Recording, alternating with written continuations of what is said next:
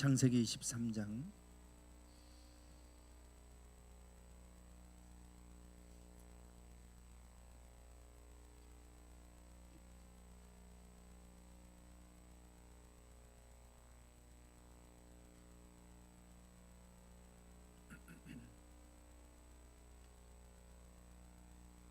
창세기 13장 1절부터 13절까지입니다. 1절부터 13절까지 교독하시겠습니다. 아브라함이 애굽에서 그와 그의 아내와 모든 소유와 롯과 함께 네겝으로 올라가니 아브라함에게 가축과 은과 금이 풍부하였더라.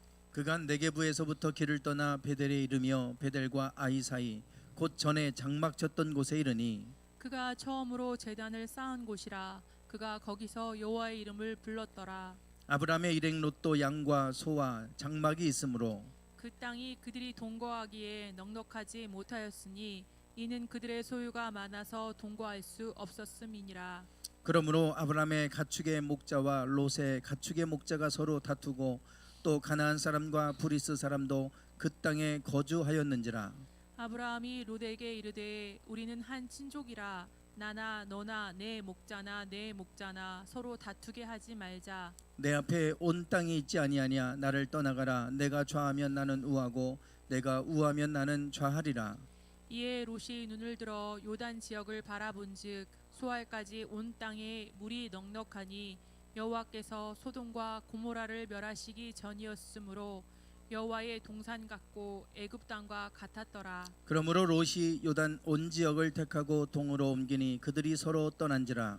아브람은 가나안 땅에 거주하였고 롯은 그 지역의 도시들에 머무르며 그 장막을 옮겨 소돔까지 이르렀더라. 소돔 사람은 여호와 앞에 악하며 큰 죄인이었더라. 아멘. 이번 달 주제는 거룩입니다.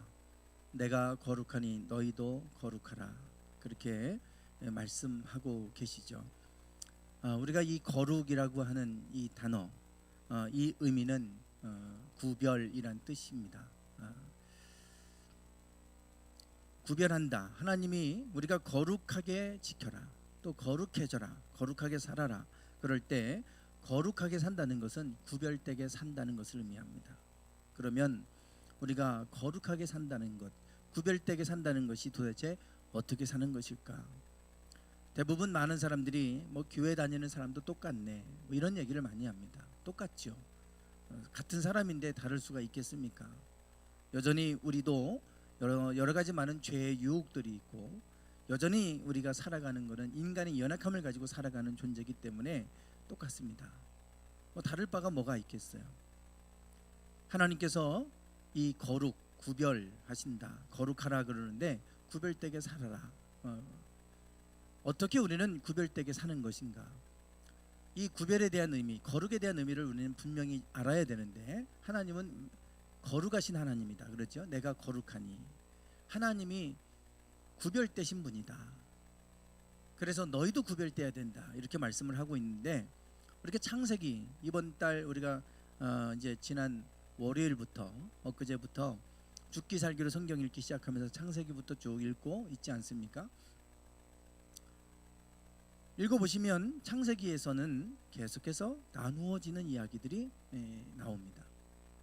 처음 우리가 주일날 말씀을 나눴던 것도 바로 하나님이 6일 동안 천지를 창조하시고 일곱째 날을 복되게 하셔서 거룩하게 하셨다 말씀하죠. 거룩하게 하셨다는 얘기는 구별하셨다는 얘기입니다.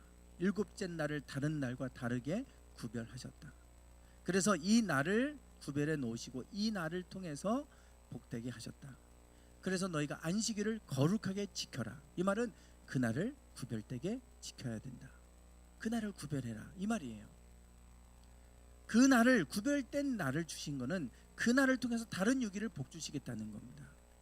하나님 구별해 놓은 날이에요. 그래서 하나님이 구별해 놓은 거에는 특별한 의미가 있습니다. 다 하나님이 복을 주시기 위해서 구별해 놓으시는 거예요. 이 날도 하나님이 이렇게 구별해 놓으셨잖아요. 물론 일곱째 날에 대해서도 제가 주일날 다 말씀을 드렸어요. 이게 토요일이 아니다. 안식일이 토요일이 아니다.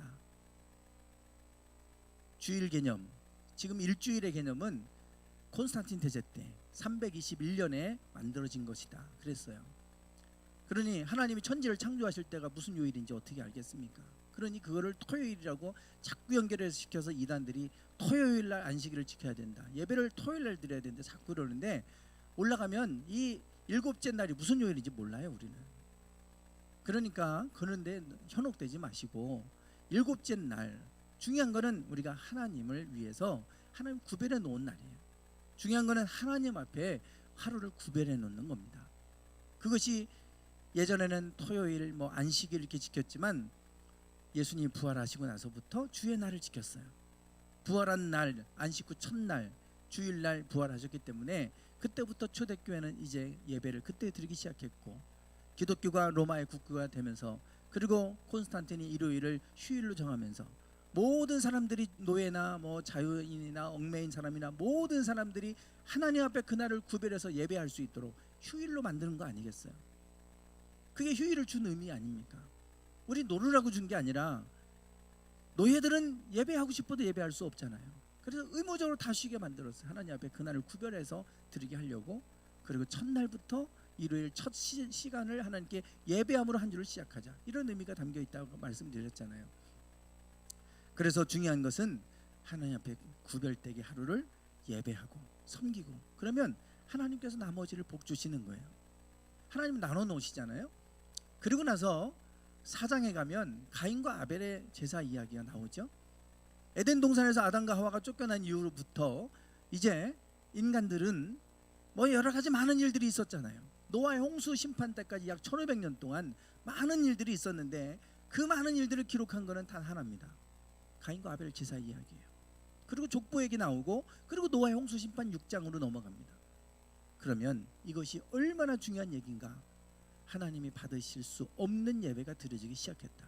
세월이 지난 후 어느 시점부터. 똑같이 제사를 드렸는데 그전에는 괜찮았어요. 근데 점점 하다가 어느 시점부터 하나님이 받으실 수 없는 가인의 제사가 드려지기 시작하는, 연락받지 않으시는 이 사건이 충격적인 사건인 거예요, 인류에게는.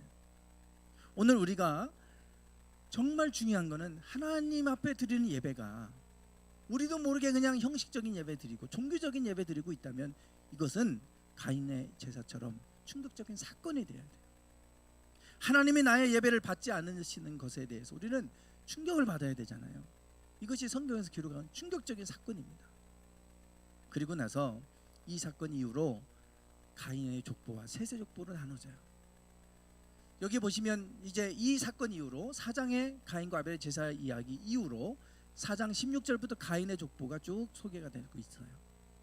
그리고 5장에 가면 셋의 족보가 나옵니다. 거기에는 에녹도 나오고 노아도 나오죠. 그런데 이 두 족보 사이에, 오늘 새벽에 나눈 말씀이 이거잖아요. 이 두 족보 사이에 껴있는 말씀, 셋도 에노스를 낳고 그때 사람들이 비로소 여호와의 이름을 불렀더라. 이 말씀이에요. 그 이름을 에노스라 했고 그때 사람들이 비로소 여호와의 이름을 불렀다. 이 불렀다는 표현이 하나님 앞에 제사를 드리는 이것을 표현이라고 하는 것을 말씀을 드렸어요. 왜냐하면 12장부터 쭉 보시면 아브라함이 가는 곳곳마다 단을 쌓고 여호와 이름을 불렀더라, 이렇게 자꾸 나와요. 하나님 앞에 제사 드리는 예배하는 행위를 나타내고 있어요. 즉 두 족보가 나눠지는데, 그 두 족보를 나누는 기준은 예배입니다. 예배하는 사람과 예배하지 않는 사람으로 하나님은 나누고 계시다. 그래서 노아의 홍수 심판 때는 다 예배를 드리는 이들이 끊어져 버리니까 생각하고 계획하는 게 항상 악할 뿐을 보셨다 그랬죠. 가인도 예배가 무너지고 나니까 죄의 충동이 일어났는데, 야 너 죄의 소원이 있는데 너 그거 다스려라. 못 다스리고 죽이잖아요. 인간들이 하나님 앞에서 은혜를 입어야 되고, 또 예배를 통해서 하나님이 주시는 마음을 우리가 받아야 되는데, 그게 무너지면 지극히 작은 것에도 분노하고, 그거를 못 다스려서 결국 죽이고 미워하고 살인하고 시기하는 이런 일들이 일어나는 것을 보게 됩니다. 그래서 이 창세기 시작은 인류가 갈라지기 시작하는데, 나눠지기 시작하는데, 예배하는 자와 예배하지 않는 자로 나눠지고 있고, 하나님은 그 기준으로 우리를 나누고 계신다. 우리가 구별되게 산다는 게 뭡니까? 도덕적으로 착하게 사는 건 아닙니다. 그렇게는 우리가 구별될 수가 없죠. 어떻게 이 세상에 의인은 하나도 없는데 착하게 살아도 어떻게 세상 사람들과 구별되겠어요? 절대 우리는 그걸로 구별되는 거 아니고 그걸로 구원받는 거 아니잖아요. 무엇으로 구별되느냐? 예배로 구별되는 겁니다. 예배로. 예배하는 자와 예배하지 않는 자로 나누시잖아요. 그래서 성도들을 내 앞에 모아라. 거룩한 무리들, 성도들을 모아라. 그들은 나와 제사로 언약한 자들이니라. 시편 50편 15절에서 말씀하고 50편 5절에서 말씀하고 있죠. 나와 제사로 언약을 맺은 자들이다. 그들이 거룩한 사람들이다. 성도라고 그렇게 말하고 있어요. 그래서 오늘 우리가 하나님 앞에서 구별된다고 하는 것은 예배드리는 행위가 구별된 겁니다. 하나님을 경배하고 섬기는 것 자체가 하나님 앞에 우리를 구별되게 하는 거예요. 다른 것으로 구별되는 거 아닙니다. 오늘 이제 아브라함부터 또 하나님은 네가 복이 되라. 구별되게 하는 삶을 통해 하나님 복 주시는데요. 안식일도 마찬가지예요. 아브라함도 내가 너로 복이 되게 하겠다 그랬어요. 너로 인해 천하 만민이 복을 얻게 하겠다. 아브라함을 부르시는 얘기예요. 그런데 이전에 아브라함 이전에 아브라함의 아버지 데라가 있었죠. 11장 31절에 보면 저렇게 이제 말씀하고 있는데, 데라가 그 아들 아브라함과 하란의 아들인 그의 손자 롯과 그의 며느리 아브라함의 아내 사레를 데리고 갈대아인의 우르를 떠나 가나안 땅으로 가고자 하더니 하란에 이르러 거기 거류했다. 저기에 보시면 데라는 원래 살고 있던 곳이 갈대아 땅의 우르라고 하는 곳입니다. 지도상으로 이렇게 보면 지금 여기가 지중해입니다. 지중해. 여기가 페르시아만이 있고 여기가 홍해가 있어요. 여기가 쭉 내려가면 이제 사우디아라비아 반도, 아라비아 반도입니다. 이게. 그러면 지금 여기가 유브라데스강, 티그리스강 요 사이 메소포타미아 문명이라고 하는 곳이에요. 여기에 바벨론, 아수르 바벨론 또 페르시아 이런 문명들이 등장을 했죠. 메소포타미아 문명에서. 여기가 지금 갈대아 우르입니다. 요 밑에 지점이에요. 여기에서 살고 있던 데라가 하란을 거쳐서 여기 이렇게 가나안으로 가려고 했어요. 아까 성경에 그러잖아요. 가나안으로 가려고 하다가 하란에 거류했다. 지금 하란을 거쳐서 이렇게 가야 됩니다. 여기가 비옥한 초승달 지역이라고 하는 모양을 가지고 있기 때문에 비옥한 초승달 지역이라고 그러고, 요 밑에는 다 사막이에요. 이렇게 가로질러 갈 수가 없습니다. 이렇게 가야 돼요. 이렇게 가야 되는데 하란에 가서 거기에 그냥 머물러 버린 거예요. 가나안 땅으로 가고자 했던 시작점은 데라로부터 시작됐어요. 아브라함 이전에 데라가 왜 자기가 살던 본토 친척 아비집을 떠나서 이 우르라고 하는 지역을 떠나서 왜 가나안 땅으로 가려고 했을까? 저는 그 속에 하나님의 일하심이 있었다고 믿습니다. 성경에는 그런 표현이 없지만 하나님이 데라에게 나타나 너 가나안으로 가라 분명히 말씀하셨을 것 같아요. 그래서 가다가 하란 땅에 그냥 머물러 버린 거예요. 데라가 죽고 나니까 하나님이 아브라함에게 야 너 가나안 땅으로 가라. 결국은 가나안 땅으로 인도에 가시잖아요. 그래서 하란 땅에 머물렀을 때 지금 이렇게 보세요. 데라가 죽고 나서 아브라함이 조카 롯과 함께 하란에서 가나안 땅으로 가려고 떠나서 마침내 가나안 땅에 들어갔더라. 여기 보면 마침내 가나안 땅에 들어갔다 그러잖아요. 원래 아버지 데라 때부터 가려고 했던 것에서 시작됐지만 하란 땅에 머물러 있어 살았어요. 그냥 여기가 좋사오니 그리고 정착하고 살았습니다. 그런데 데라가 죽고 나서 하나님이 아브라함에게 내가 보여줄 땅으로 가라. 그래갖고 이제 갔어요. 도착했을 때 마침내 가나안 땅에 들어갔다. 하나님이 가려고 했던 것이 결국 아브라함을 통해 이제 이루어지잖아요. 마침내 이루어졌어요. 그러니 하나님이 분명히 그들을 복되게 하시겠다고 약속하시고 데라로부터 그것이 시작돼서 아브라함에게까지 와서 이제 이루어지는 일들을 보게 됩니다. 자, 여기에 이제 우리가 데라의 족보가 창세기 11장에 나오는데요. 데라의 족보는 이러하니라. 데라는 70세에 아브라함과 또 나홀과 하란을 낳았다. 이렇게 말하고 있어요. 물론 세 명이 쌍둥이는 아닐 거 아니겠어요? 70세가 됐을 때 새 쌍둥이를 낳은 건 아니잖아요. 그냥 다 일일이 다 표현할 수가 없으니까 할 의미도 없고, 그러니까 70세에 세 명을 다 한 번에 그냥 기록을 해놓은 거예요. 근데 아브람, 나홀, 하란 이렇게 세 명을 적으니까 아브라함이 맨 앞에 나오니까 아브라함이 첫째 같은데 사실은 첫째가 아닙니다. 하란이 첫째예요. 하란이. 여기 보시면 아브라함과 나홀과 하란을 낳았고, 하란은 롯을 낳았고, 하란은 그 아비 데라보다 먼저 갈대아의 우르에서 죽었어요. 그리고 나서 너무 슬픈 가운데 있을 때 가나안 땅으로 가라고 하는 마음을 하나님 주셔서 이제 이주한 겁니다. 그러다가 그 하나안 땅에 정착을 하게 된 건데, 아브라함과 나홀이 장가들었고 아내의 이름은 사레고 나홀의 아내 이름은 밀가라 그랬어요. 나홀의 아내가 나오는데 이 밀가는 하란의 딸이라 그러죠. 그리고 하란은 밀가의 아버지고 이스가의 아버지였다. 그래서 하란 땅은 사실은 원래 지명은 하란이 아니었습니다. 죽은 데라가 그곳에 살면서 죽은 하란을 기억하고 그곳에서 하란 땅이라고 부르기 시작하면서 성경에서 하란 하면서 지금으로 이제 하란으로 남은 거예요. 그 지금도 하란 땅입니다. 이 하란은 데라의 아들이었어요. 아브라함보다. 지금 롯도 있죠, 또 밀가도 있죠, 이스가도 있죠. 세 명이 있잖아요. 그리고 먼저 죽었잖아요. 우리가 볼 때 이 하란이 첫째예요. 그리고 아브라함, 나홀은 아브라함의 동생이라는 표현이 나와요. 그러니까 하란, 아브라함, 나홀 이렇게 됩니다. 자, 여기 보시면 이렇게 되는데요. 그래서 지금 하란이 첫째라고 보시면 돼요. 먼저 죽은 거예요. 그런데 그 세 명의 자녀가 있었잖아요. 롯이 있었고 이스가가 있었고 밀가가 있었는데, 요 밀가가 나홀과 결혼한 겁니다. 지금 결혼해서 이제 이렇게 결혼하게 되고, 지금 이렇게 제가 분류한 것은 뭐냐면, 데라가 하란 땅에서 이제 머물렀는데 데라가 죽었잖아요. 하나님이 아브라함에게 나타나셔서 야, 내가 보여줄 땅으로 가라 그랬단 말이에요. 그러면 이제 아브라함이, 나홀도 동생이잖아요. 하란은 없고 아버지도 죽으면 첫째 아니겠어요. 첫 번째 아브라함이. 그러니까 야, 하나님이 가나안 땅으로 가라고 하신다, 가자 이렇게 했죠. 그런데 나홀은 안 갔어요. 나홀은 하란 땅에 그냥 그대로 머물렀죠. 그래서 야곱이 형 에서를 피해서 도망갈 때 하란 땅으로 도망간 거 아닙니까? 그래서 지금 이렇게 보시면 아브라함과 나홀하고 밀가는 아내니까 남았고요. 이스가도 따라오지 않았어요. 아브라함과 롯만 갑니다. 그래서 하나님이 분명히 보여줄 땅으로 가라, 내가 너로 복이 되게 하겠다.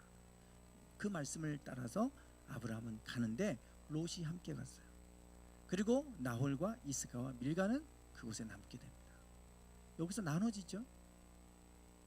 하나님의 말씀 앞에 가나안 땅으로 가라고 하는데 나홀은 그냥 나는 아버지가 살던 이곳에서 그냥 살란다 그러고 그냥 주저앉아서 남았어요. 아브라함과 롯은 하나님의 말씀을 따라서 가나안 땅으로 내려가게 됩니다. 이주하죠. 자, 여기서 이렇게 이주 나눠지게 되는데, 제가 오늘 나누고자 하는 것은 아브라함과 롯입니다. 아브라함과 롯이 또 나눠지잖아요. 오늘 본문은 아브라함과 롯이 나눠지는 이야기입니다. 계속해서 성경을 보면 나눠져요. 아브라함도 이삭을 낳기 전에 이스마엘을 낳았죠. 이스마엘과 이삭이 나눠지고요. 이삭의 두 아들 에서와 야곱이 또 나눠집니다. 그리고 비로소 야곱 때 가서 12아들이 한 민족을 이루게 되는 거예요. 계속해서 나눠지는 이야기가 나오는데, 아브라함과 롯도 같이 왔는데 나눠져요. 나눠집니다. 자, 뭐 하나는 죽었으니까요. 이렇게 나눠서 이제 나눠지게 된 것이죠. 자, 그런데 하나님이 분명히 말씀하셨어요.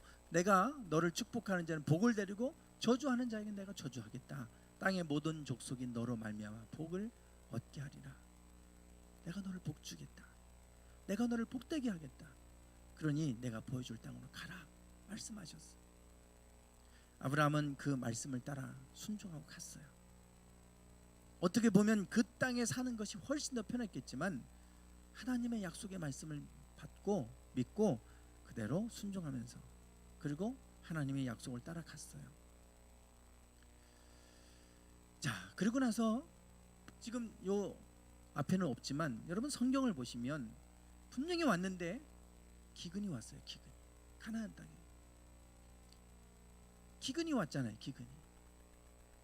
그래서 살 수가 없어서 아브라함이 그 땅을 버리고 애굽 땅으로 갑니다. 그리고 났다가 아내를 누이라고 하고 그렇게 하는 과정에서 부자가 돼서 돌아왔어요. 13장 1절부터 나오는 얘기는 아브라함에게 가축과 은과 금이 풍부했다. 부자가 돼서 돌아옵니다. 부유케 돼서 돌아왔어요. 문제는 아브라함도 부유케 됐지만 롯도 부유케 됐어요. 같이. 양떼도 많아졌고요. 재산도 많아졌어요. 애굽 땅에서 바로가 막 갖다 줘가지고 그래서 부유케 됐습니다. 이스라엘 백성들이 출애굽할 때도 마찬가지였잖아요. 은금 패물 막 다 갖다 줘갖고 빨리 나가라고 그래갖고 부자가 된 거 아닙니까? 그거 다 갖고 나와서 성막 만들 때 쓰고 한 거 아니겠어요? 하나님을 갖다 다 넘겨주는 거예요. 야곱 때도 마찬가지입니다. 외삼촌 것을 빼앗아서 나에게 주었다고까지 표현해요. 품삯을 10번이나 바꾸니까 빼앗아서 나에게 줬다고 그럽니다. 하나님 복 주시면 그렇게도 하시는 거예요. 내가 수고한 거 아닌 것 같아도 남의 것을 옮겨 놓으시는 거예요. 그걸 우리는 부의 이동이라고 얘기합니다. 부의 이동. 지금은 부의 이동이 너무 쉽게 일어나요. 너무 쉽게 일어납니다. 지금 보세요. 미국의 대통령 선거 하고 나서 지금 뭐 이렇게 주가가 확 올라가는 게 있고 확 떨어지는 게 있잖아요. 정책이 달라지니까 한순간이에요. 그 순간에 사람 하나 바뀌면 확 바뀌어버리고 이렇게 되잖아요. 어떻게 될지 모르는 거예요. 사실 하나님이 아브라함과 롯이 기근했던데 하나님이 부유케 하셔서 돌아오게 하셨어요. 근데 문제는 부유케 되다 보니까 얼마나 부유해졌는지요. 이렇게 지금 여기에 아브라함의 일행 롯도 양과 소와 장막이 있으므로 그 땅에 그들이 동거하기에 넉넉하지 못했다. 그들의 소유가 많아서 동거할 수 없었다는 거예요. 얼마나 많았으면 그들이 동거하기에는 부족했다는 거예요. 그 땅이. 그래서 그들이 서로 양의 새끼를 낳으면 그 목자들끼리 다투는 거예요. 이게 우리 거냐 니네 거냐 그러고 자꾸 다투어요. 그래서 아브라함이 결단하죠. 롯에게 말합니다. 우리가 한 친족 아니냐. 나나 너나 내 목자나 내 목자나 다투게 하지 말자. 너 앞에 온 땅이 있지 아니하냐. 나를 떠나가라. 내가 좌하면 나는 우하고 내가 우하면 나는 좌하겠다. 너가 먼저 선택해. 선택권을 줬어요. 이제 롯이 아브라함과 분가하는데 좀 여기서부터 잘 보세요. 제가 이 죽기 살기로 성경 읽기 하면서 쭉 읽으면서 다시 뭔가 새롭게 보이는 거예요. 롯에 대해서 그동안 보지 못했던 롯의 모습이 또 새롭게 보이기 시작을 하는데 분가하게 됩니다. 네가 우하면 나는 좌하고 내가 좌하면 네가 좌하면 나는 우하겠다. 이 좌와 우의 기준은 뭐냐면 요단강입니다. 요단강 우편을 택하면 나는 좌편, 내가 좌를 택하면 내가 우. 그런데 요단강 왼편을 우리는 가나안 땅이라 불러요. 요단강 동편은 가나안 땅이 아닙니다. 그런데 롯이 이런 상황에서 눈을 들어서 쫙 보는 거예요. 보니까 어디가 보입니까? 소할 땅 전체가 눈에 들어오는데 그때는 마치 뭐와 같이 보였냐? 하나님이 멸하시기 전이었기 때문에 여호와의 동산같이 보였다고 했어요. 얼마나 살기 좋은 곳인지 여호와의 동산 같고 애굽 땅과 같이 기름진 곳이었어요. 지금의 사해바다라고 불려지는 곳이 사실은 사해바다 되기 전이죠.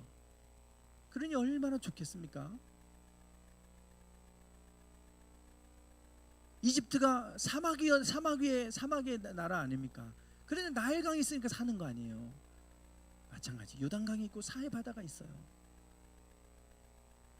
여호와의 동산처럼 보였어요. 그쪽으로 택해서 갑니다. 자, 분명히 하나님이 축복해 주셨어요. 내가 반드시 너로 하여금 복을 주겠다. 내가 보여줄 땅을 가라. 그리고 롯도 아브라함을 따라갔는데 같이 부자가 됐어요. 복을 받은 거죠. 얼마나 복을 받았는지 서로 자꾸만 다투는 일이 생기는 게 안 되겠다. 우리가 서로 함께하기가 너무나 재산이 많아지다 보니까 자꾸 다툼이 일어나니까 우리가 나눠서 살자, 분가하자. 그래서 떠나가게 했는데 롯이 눈을 들어서 보니까 소할 땅 소돔과 고모라 성 그 소돔 사람들이 얼마나 악했는지 그 악한 사람들이 살고 있던 그 땅을 택해서 가게 되죠. 그리고 나서 어떤 일이 일어나는가 보십시오. 14장 1절에 바로 무슨 얘기 나오냐. 분가한 다음에 무슨 얘기 같으세요? 그 당시에 뭐가 있었대요? 전쟁이 일어납니다. 신할 왕, 그러면 신할 평지라고 그러죠. 바벨론이 있는 곳이 아까 갈대아 우루 또 그쪽에 바벨 있던 그 지역이 신할 평지예요. 그곳에 있는 왕들이 연합군을 형성해서 소돔과 고모라 지역에 있는 작은 도시국가 왕들이 연합하고 있는 이 지역을 쳐들어온 겁니다. 바벨론이나 페르시아나 다 거기가 큰 제국이 이루어지면 반드시 이스라엘을 거쳐서 애굽으로 내려가요. 남하 정책을 펴니다. 그래서 늘 이스라엘은 늘 그 요충지 아닙니까? 전략적인 요충지. 이집트가 강해지면 또 올라가고요. 그 메소포타미아 지역의 문명권이 강해지면 제국이 나오면 이스라엘은 또 거기에 복속되고 이렇게 되는 거예요. 쳐들어옵니다. 롯이 그 땅을 택해서 갔는데 간지 그 당시에 그때에 전쟁이 일어나는 거예요. 전쟁에서 졌죠. 소돔과 고모라 지역의 연합 국가들이 졌어요. 그리고 나서 내 왕이 소돔과 고모라의 모든 재물과 양식을 빼앗아서 소돔에 거주하는 아브라함의 조카 롯도 사로잡아 갔고 재물까지도 노락해서 갔더라. 부자가 돼서 살 수 없어서 다투고 그랬는데요. 그 땅을 버리고 여호와의 동산처럼 보이는 곳을 향해 갔더니 세상적인 것을 쫓아갔더니 그게 뭐 10년 20년 살다가 없어진 것도 아니고 바로 가자마자 얼마 안 있다가 전쟁이 일어나고 다 뺏겨버렸어요.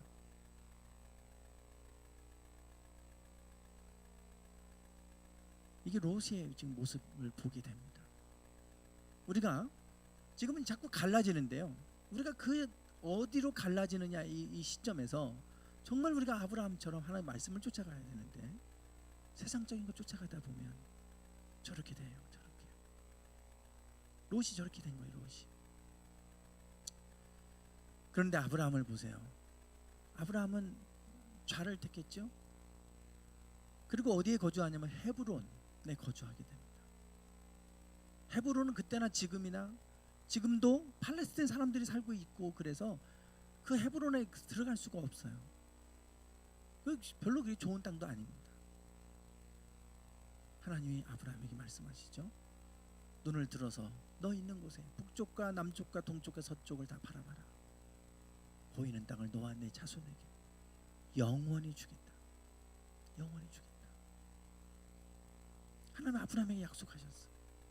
그리고 롯이 사로잡혀 갔다는 얘기를 듣고 아브라함이 자기가 길리온 사람 318명 데리고 나가서 그들을 물리칩니다.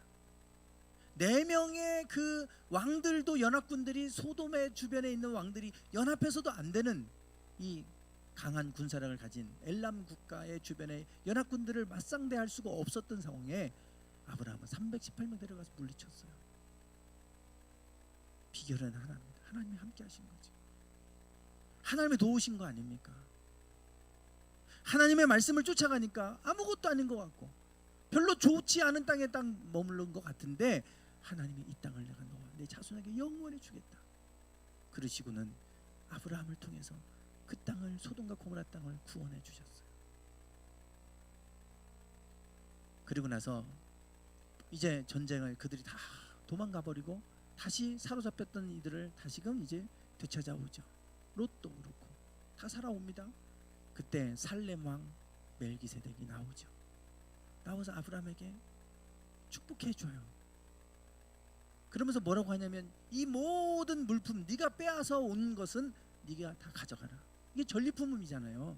생명만 구해준 것도 고마우니 그 모든 것들은 다 네 몫이 되게 네 가져가라 그런 거예요. 그거 다 받았으면요 어마어마한 거부가 됐겠죠. 소돔과 고모라 그 연합군들의 그 모든 전리품 다 뺏어간 거 다 아브라함 거 된 거 아닙니까? 왜 미국이 이렇게 초강대국이 됐습니까? 2차 세계대전 때. 그때 독일과 패전국들로부터 다 그 보상금 받고 다 또 무기 다 대주고 다 돈 빌려주고 이러면서 그 받은 거 천문학적인 돈 받아서 지금 초강대국 된 거 아닙니까? 이 아브라함에게 그 기회가 있었어요. 그런데 아브라함은 그 살렘왕에게 이렇게 말하죠. 네 말이 내가 아브라함을 치부하게 했다. 치부케 했다는 건 부유자를 만들어줬다는 겁니다.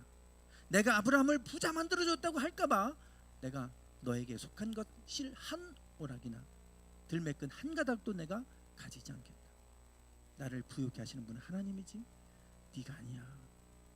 네가 그거 주어가지고 내가 부자 되는 거 아니야. 나는 하나님이 복 주시는 분이야. 나는 그런 사람이지 네가 줘서 내가 부자 됐다는 말 나는 듣기 싫으니까 하나도 안 갖겠다. 이렇게 얘기합니다. 참 멋지죠, 아브라함. 하나님의 말씀을 쫓아가니까 하나님이 복을 주시는데요. 똑같이 롯도 너는 복이 되라 그래서 그 말씀을 따라서 아브라함을 쫓아왔는데 롯은 결국은 하나님의 말씀을 쫓아가지 않고 세상적인 거 쫓아가니까 저렇게 되잖아요. 그런데 아브라함은 보세요. 정말 형편없는 땅 받은 것 같고 그렇지만 하나님이 부요케 하시고 하나님이 높이시잖아요. 이게 아브라함의 모습이었어요. 두 인생이 너무나 대조되는 것을 볼 수가 있습니다. 그리고 나서 뒤로 가면 소돔과 고모라가 멸망당하죠. 그리고 롯은 두 딸만 데리고 빈몸으로 나오잖아요. 그리고 그 롯의 인생 그걸로 끝나버려요. 너무 초라하잖아요. 오늘 우리의 인생이 롯과 같은 인생이 되지 않기 원합니다. 아브라함과 같은 인생이 되어야 될 거 아니겠어요? 똑같이 출발은 똑같이 왔어요. 나올 하나님 땅을 버리고 그리고 똑같이 하나님 말씀을 따라서 가나안 땅으로 왔는데 그 말씀을 버리고 세상 쪽으로 가다 보니까 저렇게 돼버렸어요. 그 부유했던 거 다 잃어버렸고 두 딸만 간신히 데리고 나와서 자기 생명만 부지하고 끝나버리는 이제 그러한 롯의 인생. 그렇지만 아브라함은 하나님의 말씀을 끝까지 붙들고 헤브론 땅에 거주하고 그 땅에 또 단을 쌓고 여호와 이름을 부르고 하나님께 또 예배하고 하나님께서 그 땅을 지금까지 영원히 그들에게 주신 줄 믿습니다. 이것이 바로 우리가 믿음으로 사는 것이고 하나님을 경외하면 하나님이 우리를 구별하세요. 우리가 하나님 앞에 예배를 구별해서 드리기 시작하고 하나님을 경배하는 것을 우리가 구별하기 시작하면 하나님이 우리를 구별하세요. 그래서 우리를 높여주시고 우리를 존귀하게 하신 줄 믿습니다. 오늘 우리가 하나님 안에서 우리가 구별되게 산다는 게 뭘까? 예배. 그 예배하는 삶에 하나님의 복이 임해요. 그 창세기 이야기가 다 그런 거 아닙니까? 지금 믿음의 조상들이 하나님 앞에 단을 쌓고 예배하고 했더니 그들을 형통케 했다는 거, 복 주셨다는 거, 노예로 팔려가도 하나님이 형통케 하시는 얘기, 다 그런 얘기 아닙니까? 오늘 우리가 하나님 안에서 예배 드리는 것이 우리를 구별되게 한다. 그것이 하나님을 경외하는 것이고 그것이 하나님 가장 기뻐하시는 일이고 오늘 우리가 그런 삶을 살아갈 때 하나님께서 아브라함처럼 복이 되게 하실 줄 믿습니다. 오늘 우리가 끝까지 롯처럼 중간에 변질되지 않고 믿음 잃어버리지 않고 아브라함